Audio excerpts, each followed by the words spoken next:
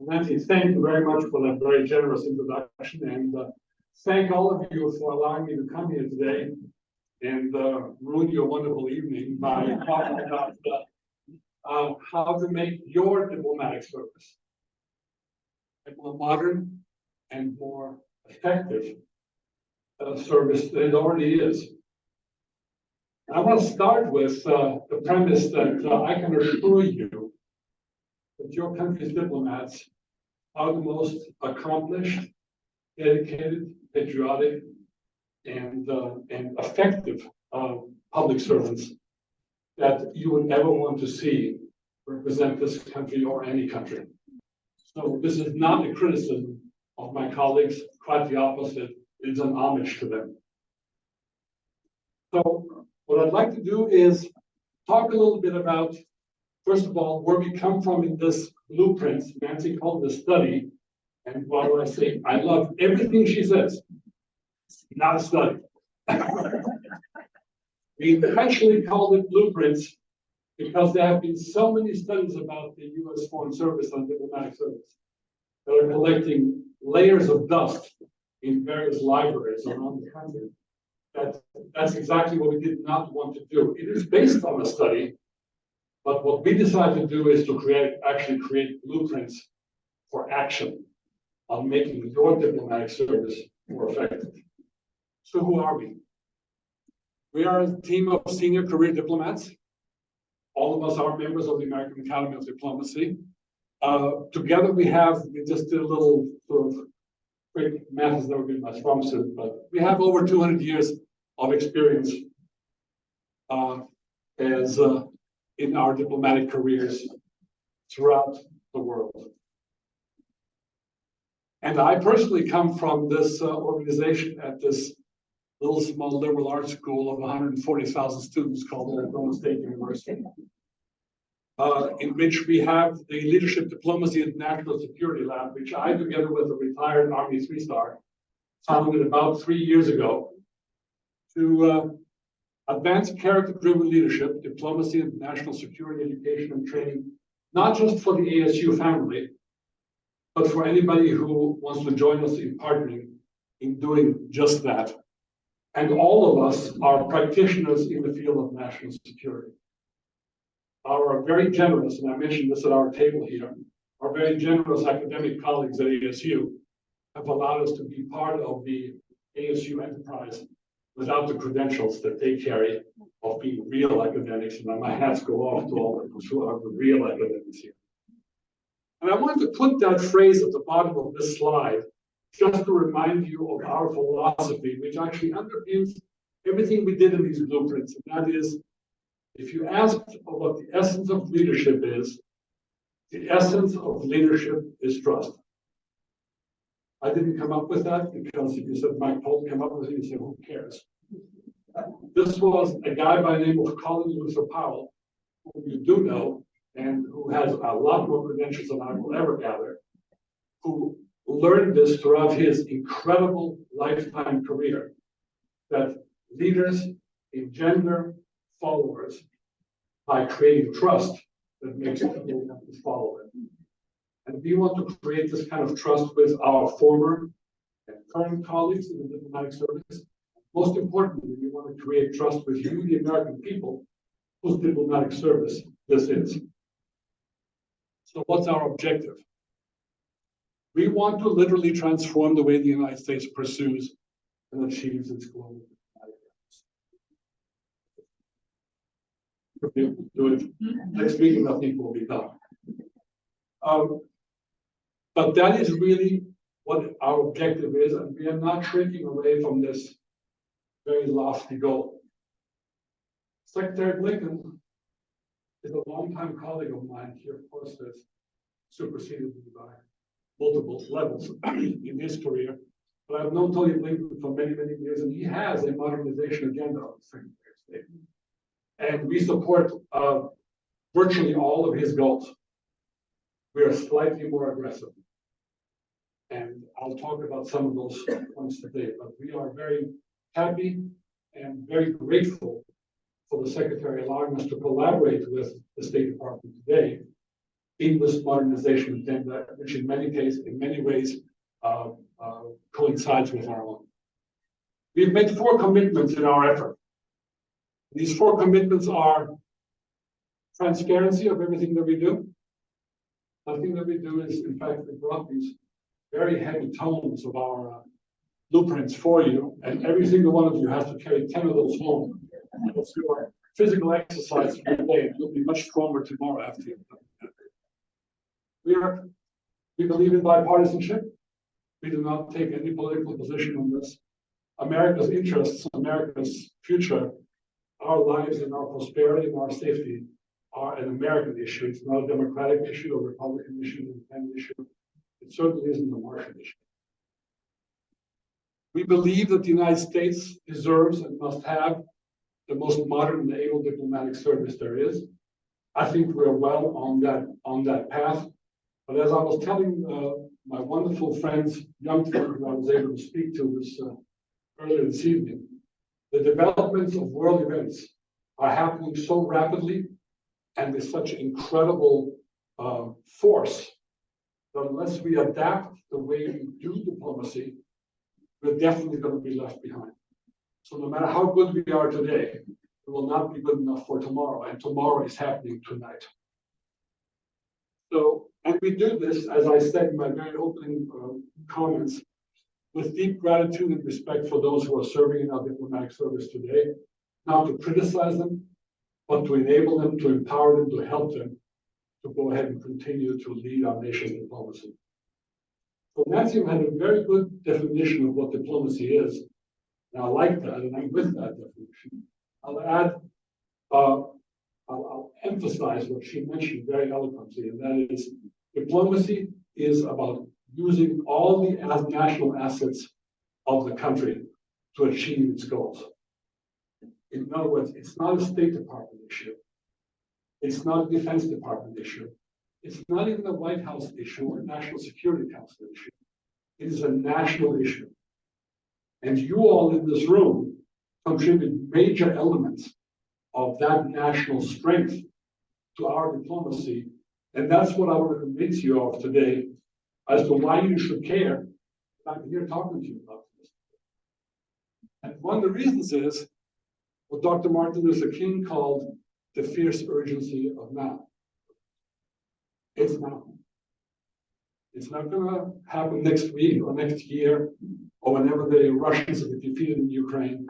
It's happening now. And I'm just using a few small challenges, starting with Ukraine and ending with border security, to remind us all of the kinds of challenges our diplomacy has to address.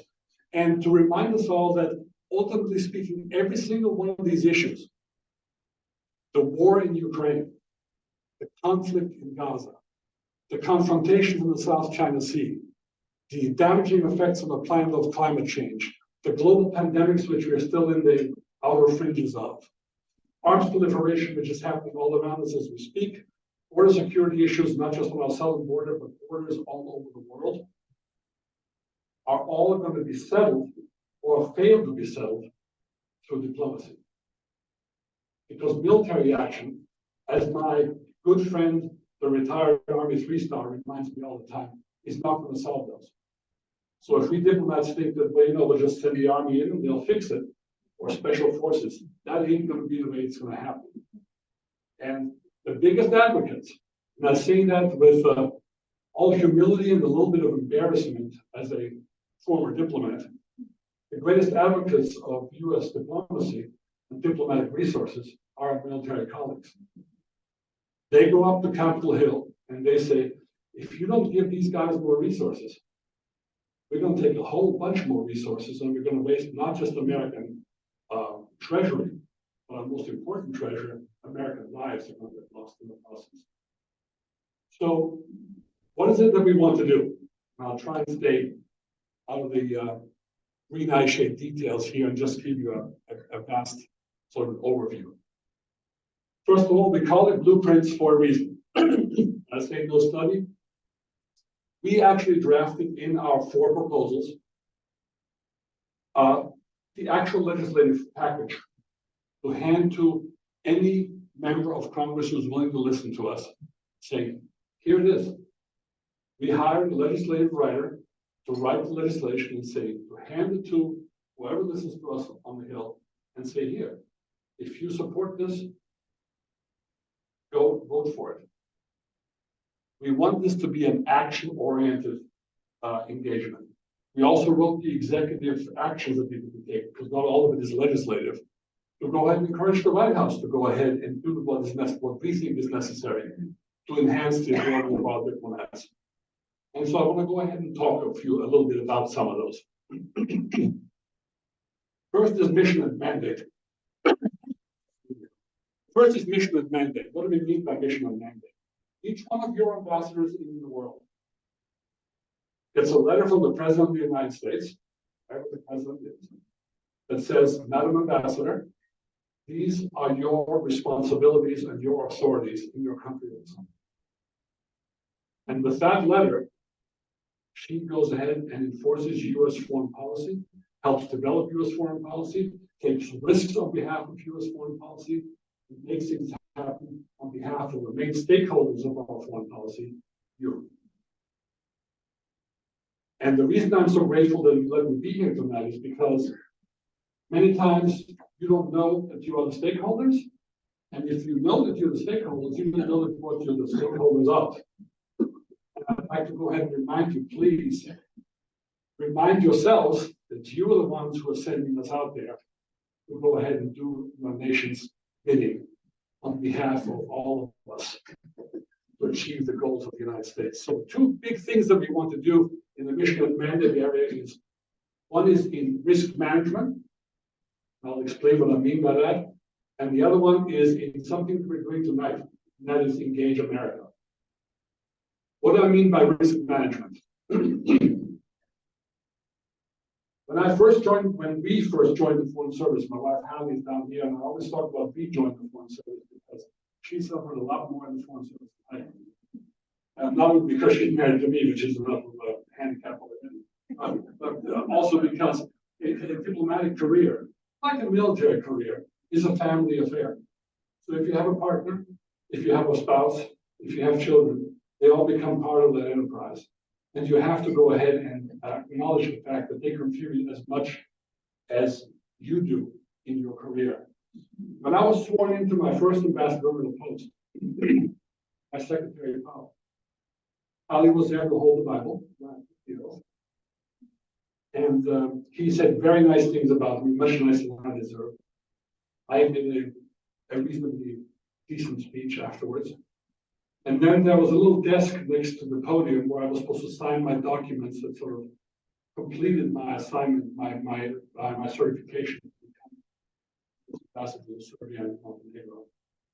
And I ended my speech and I stepped off the podium and then I sat down and Powell comes up behind me and says, well, aren't you going to kiss her, you putz? So he reminded me right then and there that this is a joint enterprise. Go back and give a kiss to the one who got you here. You're pretty naked on your own, buddy. So, but when we talk about risk management in the Foreign Service, we have come to a point where, if you recall, some decades ago, a lot of our diplomats lost their lives, a lot of our embassies got blown up. And the reaction was not an unnatural one, but a counterproductive one. And that was to make our embassies fortresses. To move our embassies to the outside of the capitals where they were assigned, to put our diplomats behind very thick walls with armored glass, in armored vehicles, and frankly speaking, we can't do our jobs that way. Not possible. So we wrote our blueprints to say, Mr. President, please, in that letter that you give to your ambassadors, tell them that they are your risk managers and that you will back them to take those risks on behalf of America.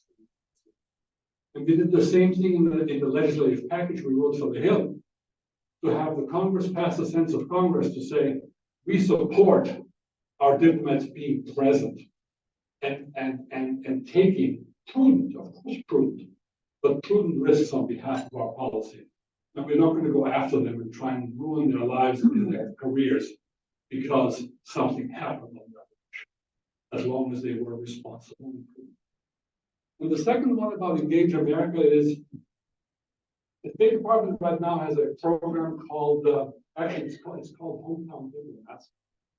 When our diplomats come home from having served abroad for a while, we have something called mandatory home leave. After a few years, you have to come back home to remind you where you come from. You didn't come from Mexico. You didn't come from China. You didn't come from France. You didn't come from Ghana. You came from the United States of America. This is your country.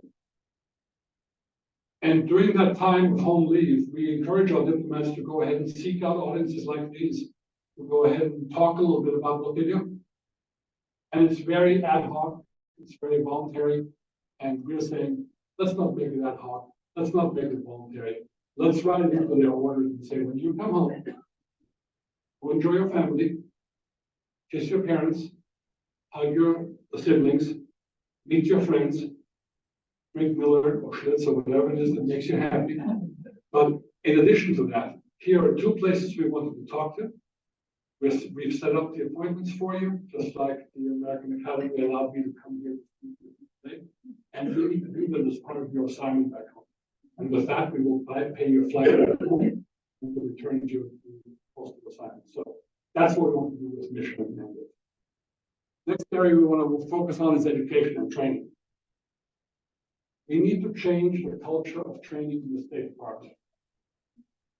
Working with my partner, the retired Army 3-star, I'm confronted with the fact that he had a career exactly the same length as mine, 35 years in the U.S. Army, made it from graduating from West Point to 3 stars. And he had a very systematic training pattern that he followed all those 35 years, where mandatorily we had to pass certain gateways along the way to get to where he got to in his flag rank. I became ambassador, mostly doing whatever I could to avoid training and to get out to my post to do the job. And so did the vast majority of my colleagues. And what we need to do in the State Department, particularly given the pace of what's going on in the world today, flexibly, is we need to force ourselves to be trained more systematically, more consistently, and to make sure that nobody who takes mandatory training somehow feels he or she is being set back in their careers because they have stepped away from the operational mainstream and spent 6 months or a year to go ahead and learn some new things in their craft to be able to go ahead and achieve the right kind of outcomes. And in that context, the only way to do this is you need to have more people than you need to do the operational jobs. You all know this from your experiences in your various careers. And right now, the State Department has roughly 4% more. Doesn't agree. The State Department claims to have 4% more than it needs to go ahead and have this so-called training float, this training component to its workforce, so that at any one time, 4% of our diplomats can be in training, while the rest are out doing the job that they're supposed to do. Well, the State Department is sufficiently severely understaffed that 4% continuously gets raided to fill all the vacancies that exist around the world. And you can't run the railroad that way. Not only are we saying you need to stop raiding the training complement, but 4% is not enough, it's got to be 8. So we're saying 8% needs to be the training float for the State Department in order for us to have the kind of systematic training that you want your diplomats to have in order to be able to do the job that is required. The next area that we addressed is personnel overall. We need to get the right number of people in the right places. For that, we first need to know where do we have people in what places and what are they doing and why are they still there? Is it a legacy reality or are they actually there because they need to be there right now? And that assessment, that analysis needs to be undertaken.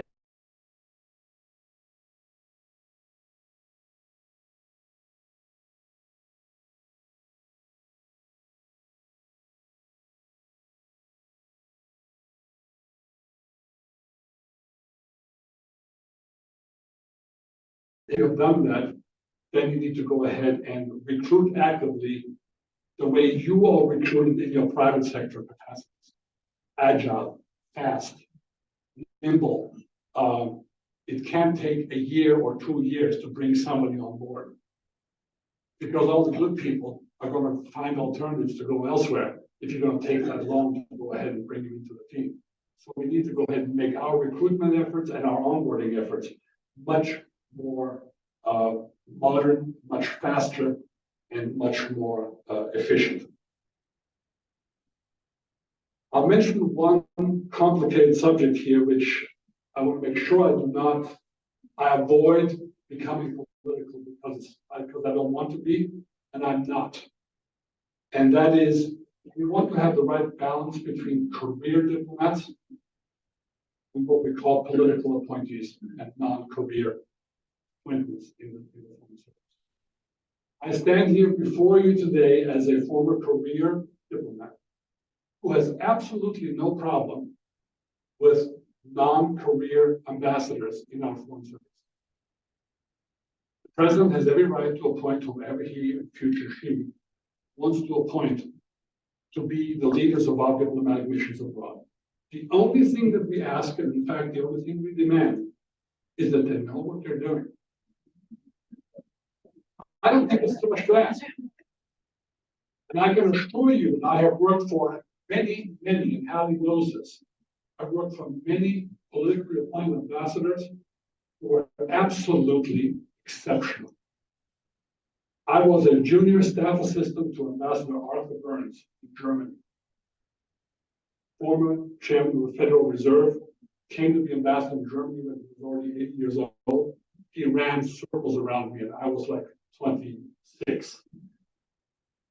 He was absolutely fantastic. So please don't walk out of this room thinking, okay, here's this, green eye shaped diplomat says he wants all the good jobs only for the career people and the heck with politically appointed ambassadors. Not at all.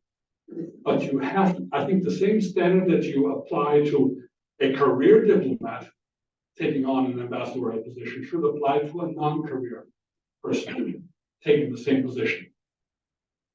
The joke in Serbia was, Hallie knows this, because we love our Serbian friends, even though we have differences with the government, we love our Serbian friends.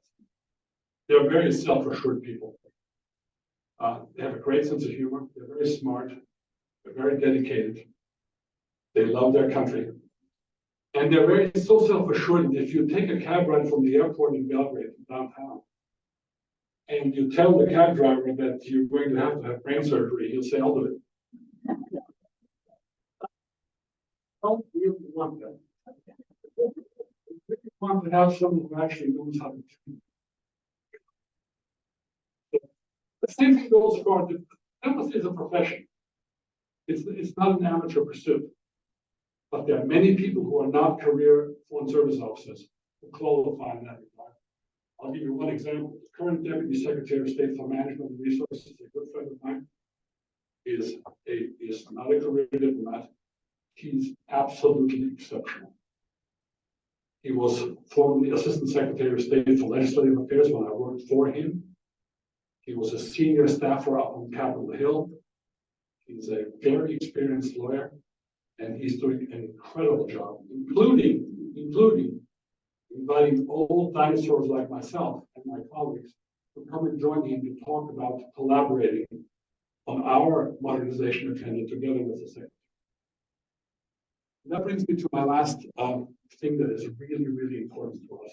And that is something that I think will resonate with all of you.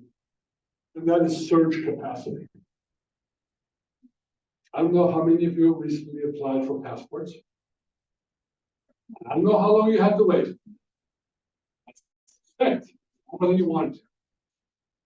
And the only way we can meet the extraordinary demand for the services that your diplomats provide, whether it is passport issuance, or whether it's processing visas in our departure from Afghanistan, or whether it is processing American hostages coming out of the Gaza Strip to be repatriated and to be brought back in safety to the United States.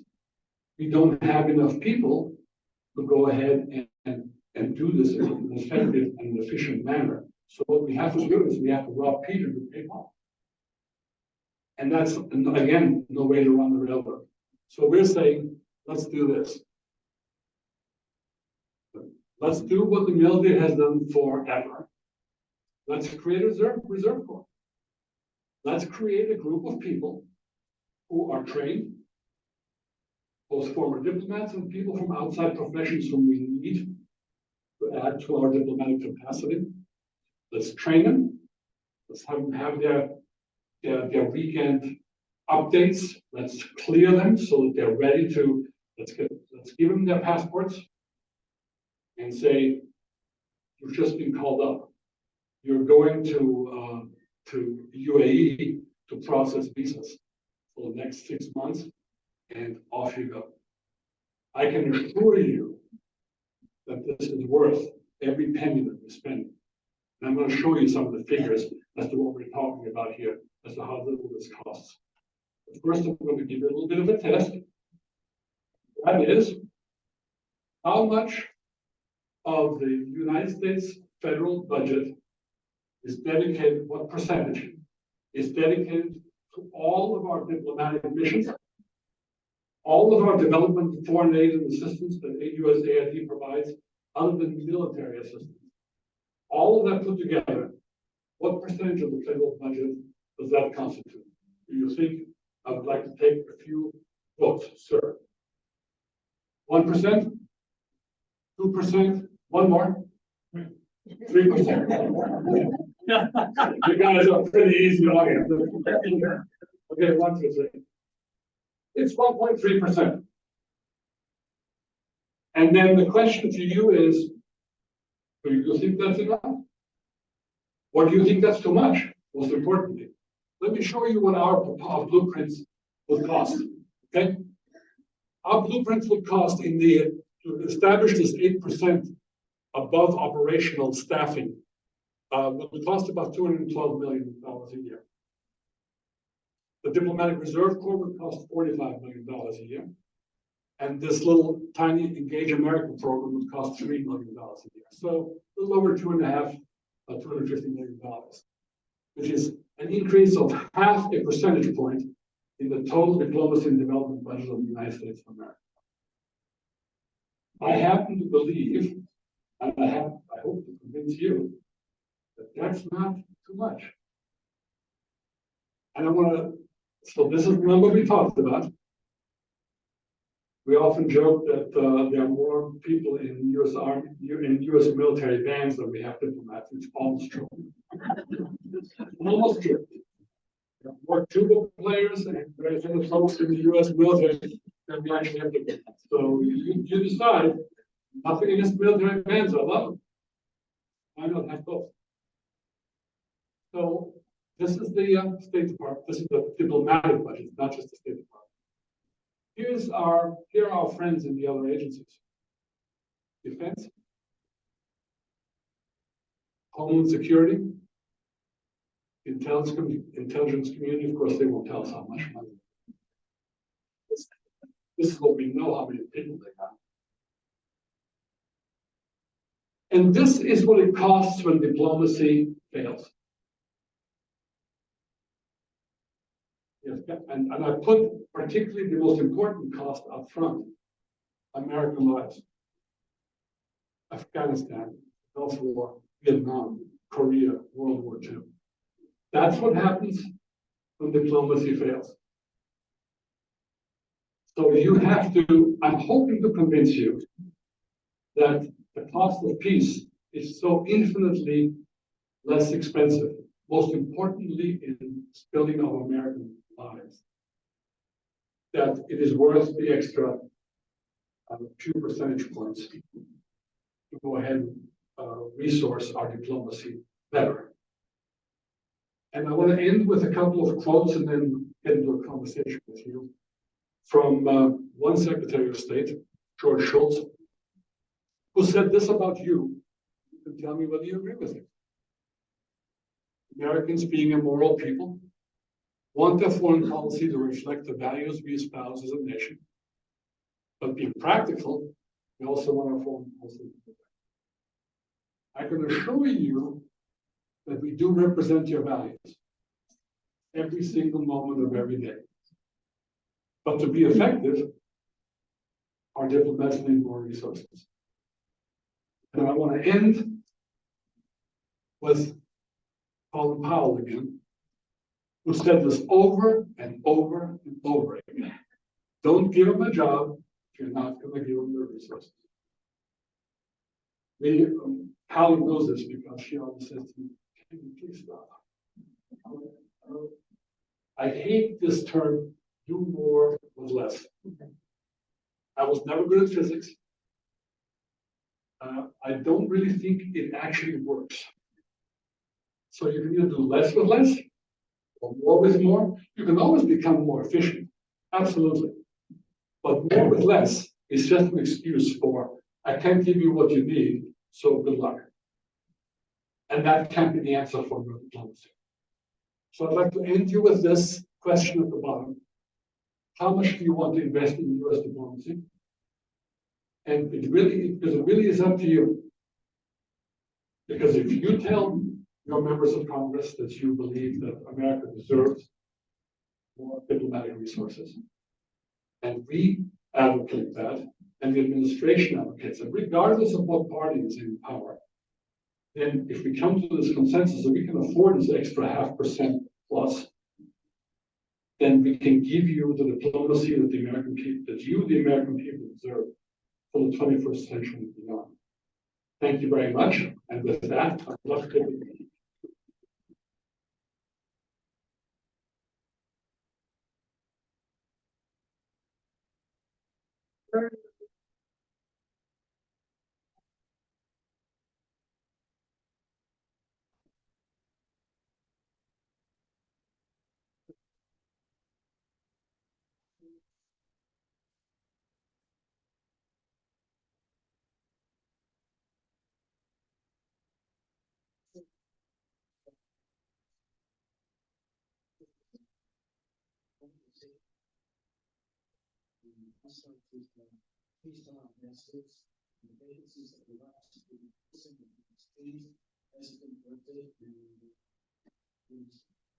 Thank you very much for that question.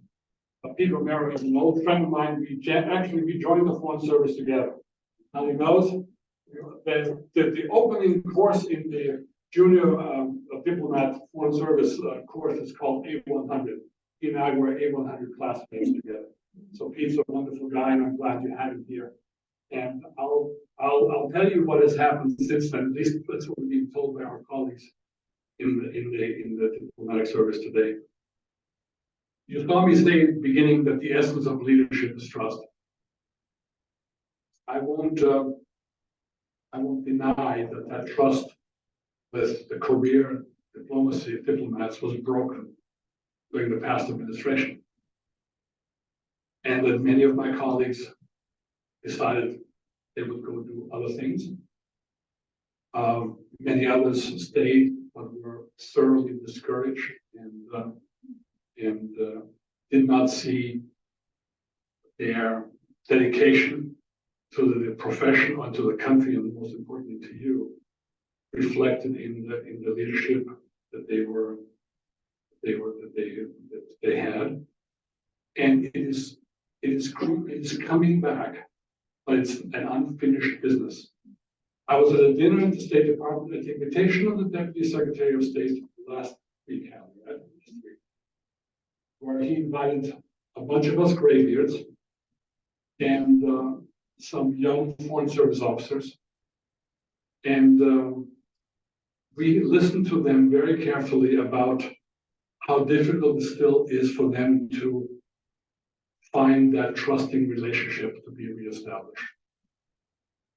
And my most fervent wish, if you ignore all of our blueprints and you say, let's go long haul affairs, etc. Let's do one, if we could do one thing as a nation, let's take as much, I know it can't be done completely, I'm not crazy, but as much as possible, let's go back to politics stopping at the water's edge and take the politics out of our diplomacy It's not a Republican diplomacy. It's not a Democrat diplomacy. It's America's diplomacy. And let our diplomats do the job. And yes, the administration has the right, once it's elected, we re-elect our political leaders. If they take a different direction, as long as it's moral and it's legal, then we'll do that.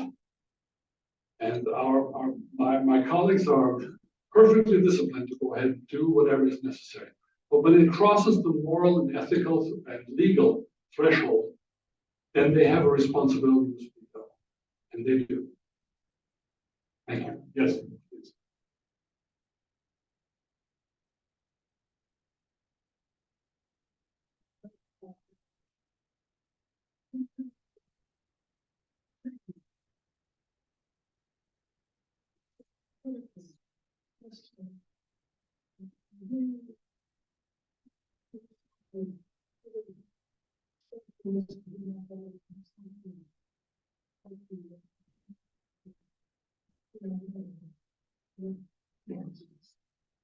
Thank you, sir, and thank you very much for reminding me of that failing. We actually do have it in the blueprints, but I did not mention it.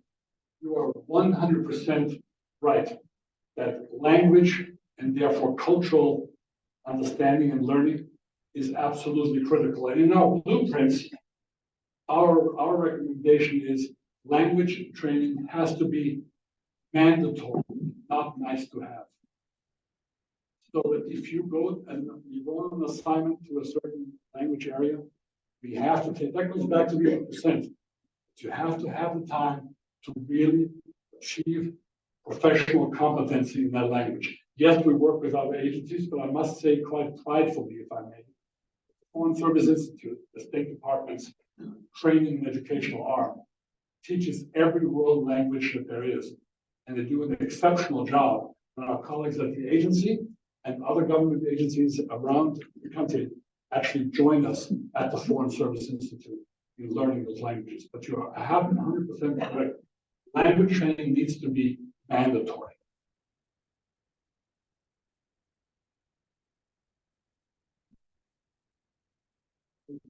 Yes, sir.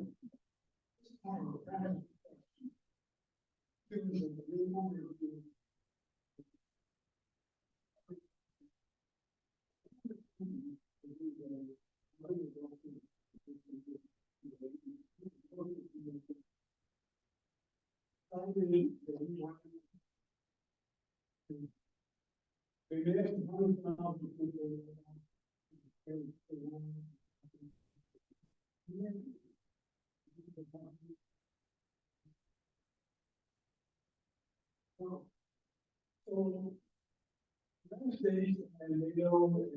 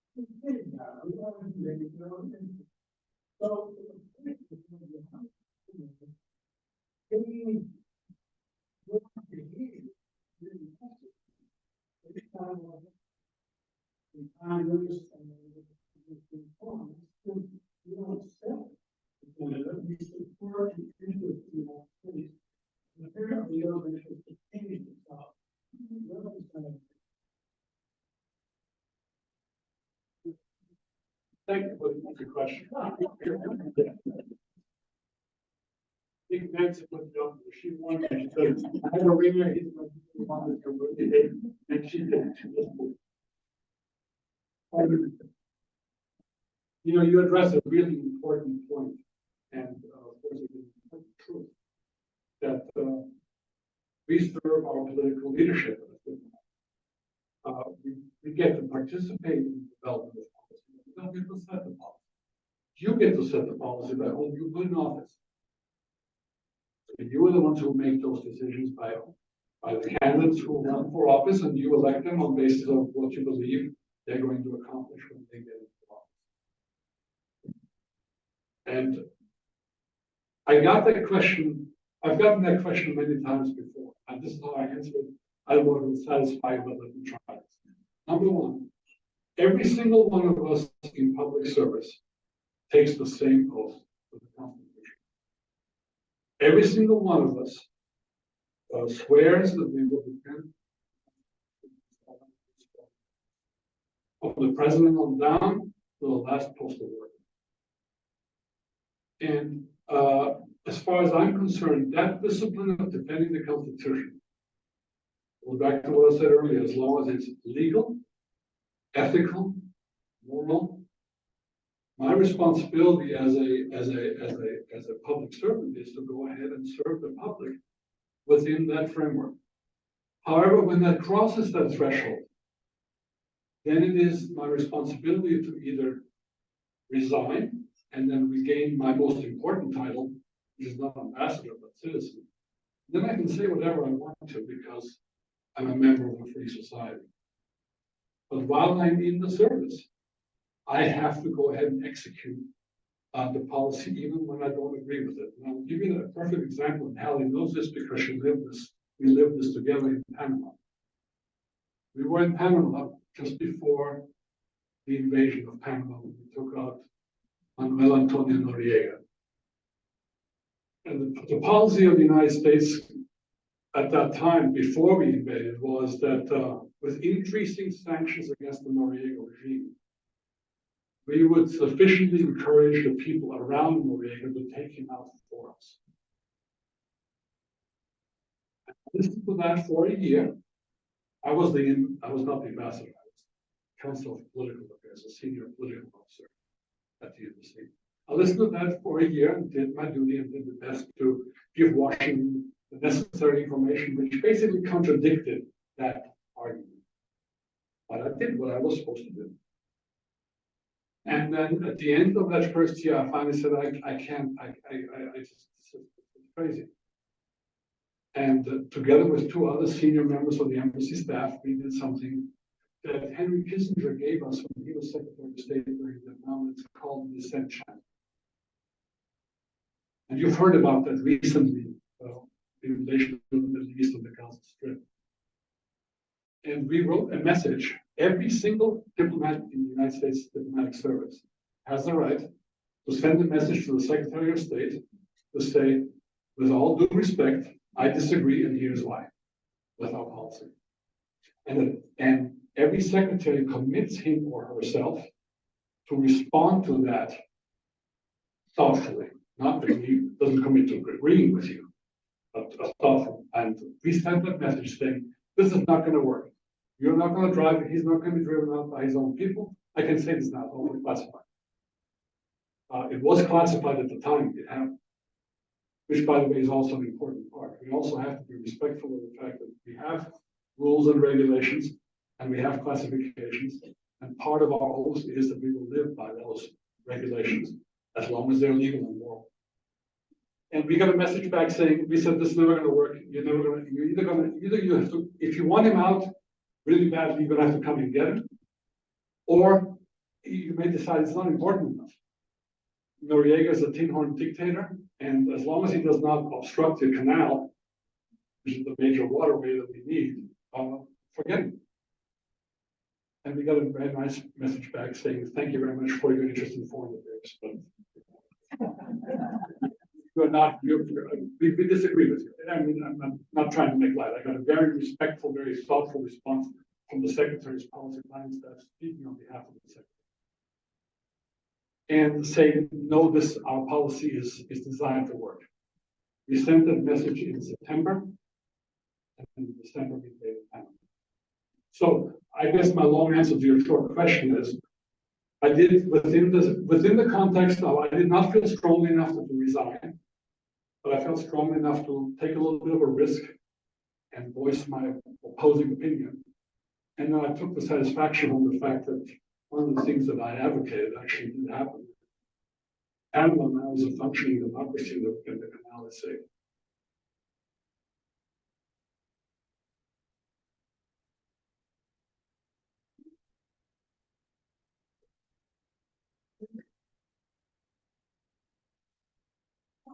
totally understand the vacancy, and then ask you this on the level. What is that? What is that vacancy rate? How can those reservists help fill those spaces? Thank you very much for the question, and let me clarify. I'm glad you asked that because I was not being clear on this. The vacancy rate right now in positions around the world, not ambassadorial positions, but overall diplomats, is about 12-13%. 12 to 13% of our diplomatic positions are we have no one. We have enough people. And so what we're proposing is not this diplomatic reserve corps is not designed to fill those vacancies, quite the opposite. We want that for the next huge surge, such as the Afghanistan withdrawal or whatever other calamity occurs that is outside the normal operational stream of our diplomatic operations. We need, in addition to that, we need to fill those 13% of vacancies by hiring more people and bring them, like we're advocating, bring them on board faster.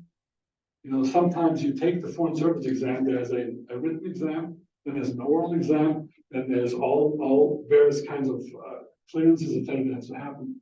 Between the time you take the written exam and start the process and the time you get made an offer and maybe coming 2 years. That simply will not work ever. It's too long. So, and then the ambassadorial vacancies, that's a separate issue altogether. That is a more political issue because the president can go ahead and nominate, but the Senate has to. And in our current state of functionality or dysfunctionality in relationship to the executive legislative branch, that just is not happening with the kind of speed that it needs to in order for those vacancies to be filled. And I really think, if I may be so bold, that you need to demand that that happens. Sure. My colleague is a diplomat of the Afghan diplomatic service, and I welcome your comments. Yes. I'm a former diplomat. Please, sir. So am I. Yes, you can hear me. I can hear you. Please go ahead.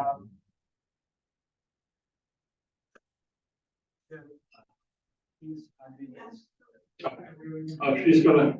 He wants to make sure that everybody can hear you. Sorry, Christine.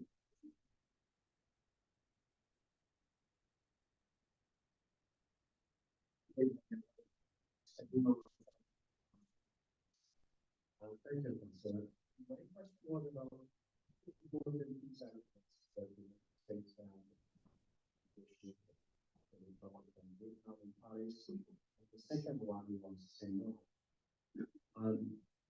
The beginning we all understand all cases prove that it was for the other. My question is how much other people, especially the US conflicts, future plan the states or believe anything that will be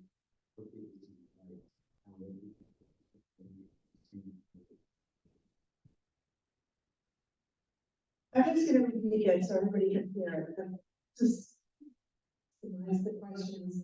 How is there any faith that a peace agreement will be gotten? Yes. And the example was Vietnam and the Doha Agreement. For the example. Excellent question, my friend. Excellent question. So let me try this and then correct me and give me the feedback. Well, first of all, well, let me start this way.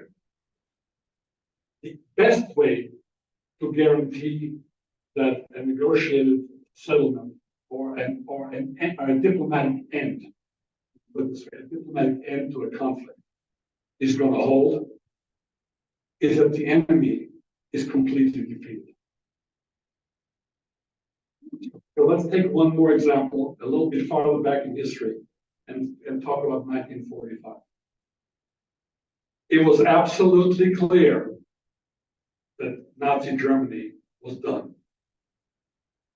And out of the disaster, the Holocaust, the wholesale slaughter of World War II and the National Socialist regime of Germany came a modern democratic nation that leads Europe in its democratic journey.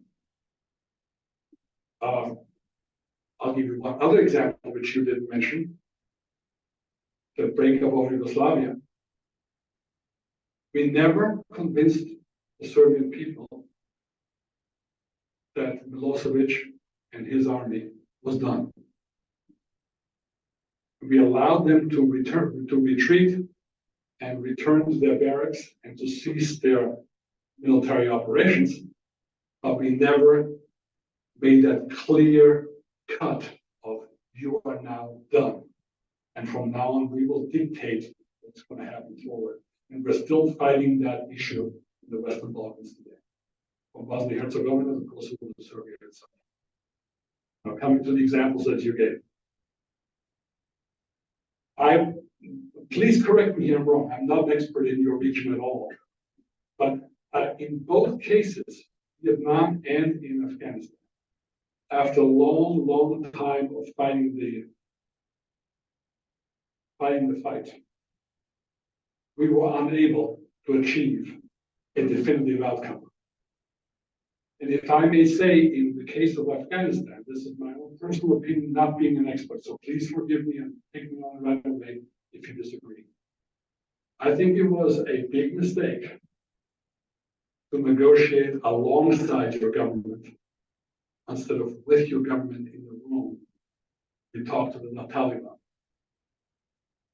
Because us talking to the Taliban separately and then taking their word for what they were going to do obviously resulted in exactly what you're referring to.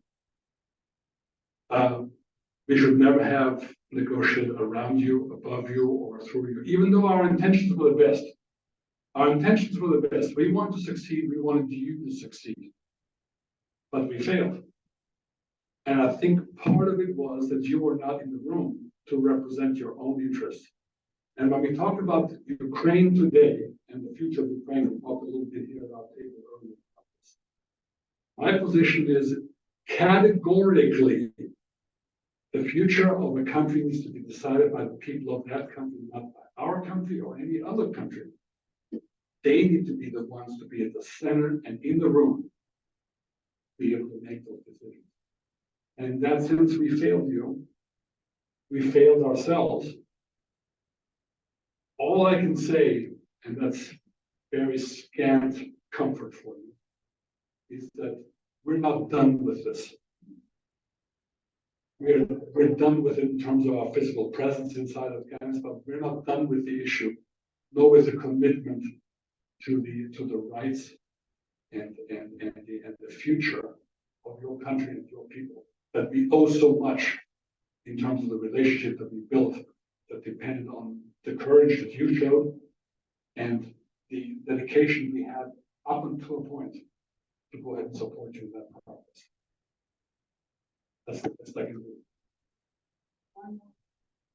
The Paris that the only country in the world voted against the ceasefire of Gaza is our country. Also supplying the ammunition and weapons, and all the ones who have been killed.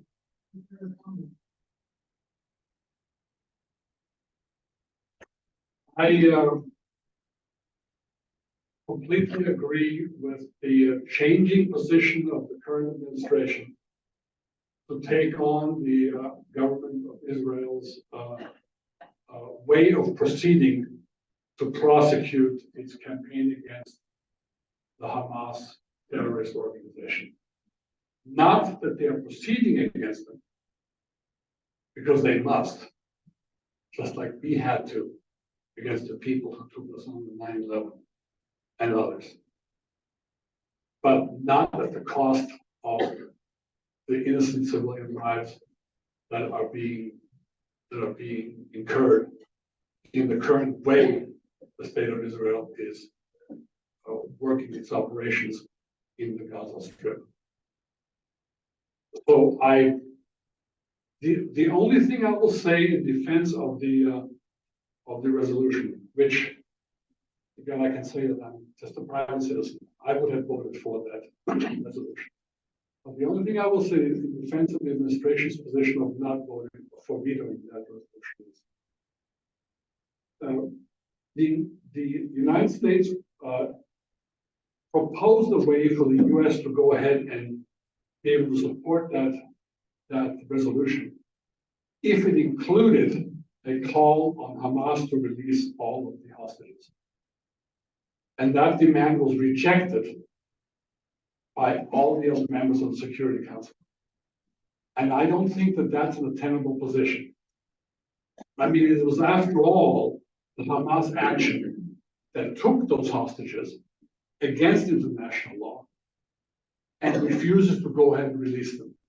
At the very least, a call on Israel to stop its operations that inflict so many civilian casualties is to call on Hamas to release women and children and for that matter, anybody that they took illegally in their aggressive action against the state of Israel. That's the only explanation I can.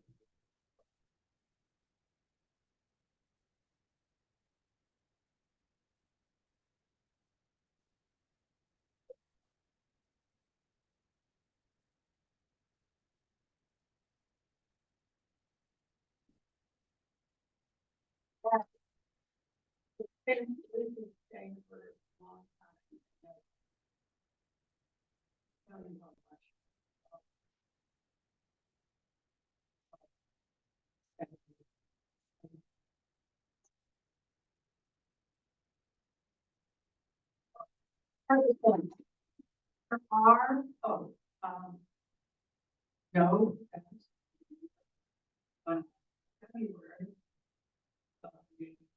Very interesting topic about what's happening in Japan, how do we relate history to the present day and that part of the Pacific.